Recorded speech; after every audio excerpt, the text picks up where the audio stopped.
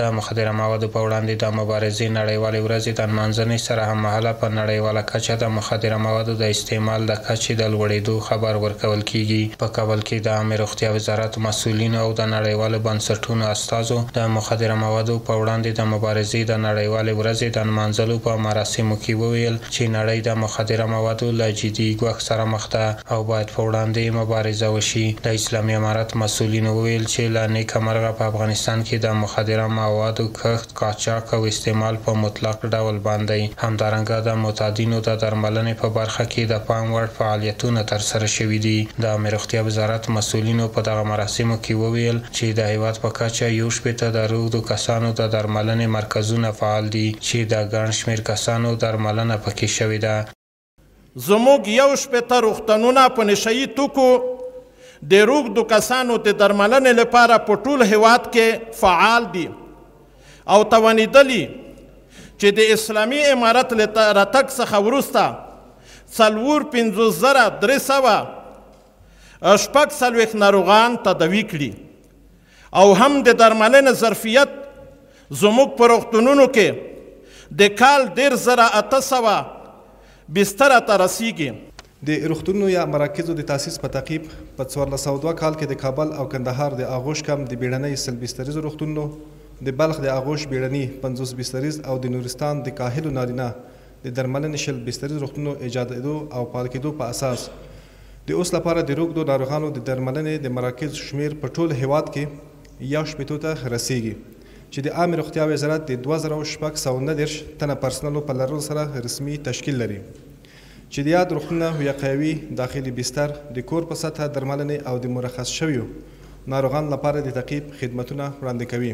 په افغانستان کې د روغتیا نړیوال سازمان استازي وویل چې د نړۍ په کچه په مخدره موادو د روغتو کسانو شمیر ورځ په ورځ زیاتیږي چې دغه بشري ناورین د اندېښنې وړ دی او باید په وړاندې جدي مبارزه وشي. The World Drug Report of 2023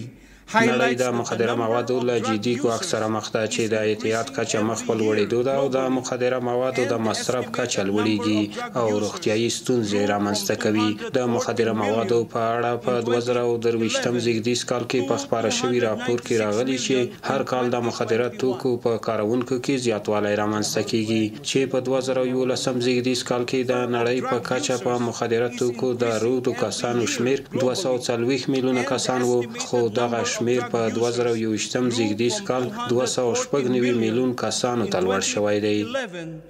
to 296 million in 2021. د روغتیا نړیوال سازمان دغه استازی زیاتوي چې د نړۍ ټول وګړي باید لاس په کار شي او د مخدره موادو د کښت، قاچاق او استعمال د مخنیوي لپاره د هڅې وکړي. On this World Drug Day, let us د مخدره موادو سره د مبارزې په دغه نړیواله ورځ کې راځي ژمنه وکړو چې د مخدره موادو د کښت، قاچاق او استعمال په وړاندې جدي مبارزه وکړو او د سالمې او پرمختللې ټولنې د جوړېدو لپاره هڅې وکړو. healthier and more resilient society for all. د نشهیي توکو د اضرارو په اړوند د پوهاوي کچې ټیټوالی او د صحي پرسونل له لارې د غیر علمي او غیر مجربو نسخو وړاندې کول د اعتیاد د زیاتوالي لامل شوي دي. په تیر کې د نشهیي توکو زیاته کارونه او د چارواکو لخوا نه پابندي د دې سبب شوې ده چې د اعتیاد لمنه تر هرې کوڅې او قریې ورسیږي او زیات شمېر هیوادوال په نشهیي توکو روږدي شي. دا لوړ ارقام او دا څرګندوي چې په هیواد کې د معتادینو ارقام د ترسره شوې سروې خلاف لوړ دي.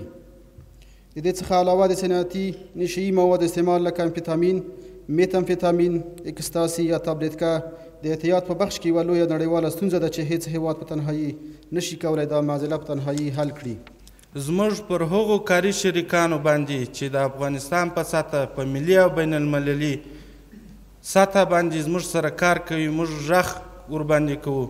چې هغه کړنې او هغه فعالیتونه چې فعلا روان دي دا د افغانستان د دې متضررې طبقې او دربدرې طبقې لپاره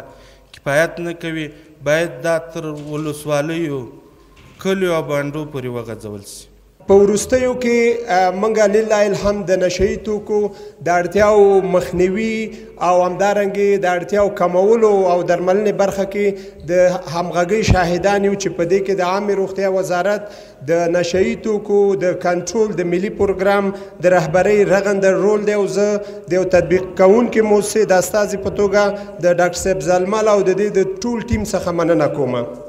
دا یادونې وړ ده چې په وروستیو 3 کلونو کې په افغانستان کې د مخدره موادو د مخنیوي په برخه کې د پام وړ فعالیتونه ترسره شوي دي. په ټول هیواد کې د مخدره موادو کارکیل او قاچاق په مطلق ډول بند شوی دی او نږدې تر 1 میلیون روږدي کسان روغتیایي مرکزونو ته د درملنې لپاره وړل شوي دي چې ډیری روږدي کسان تر درملنې وروسته خپل عادي او ټولنیز ژوند ته راګرځېدلي دي.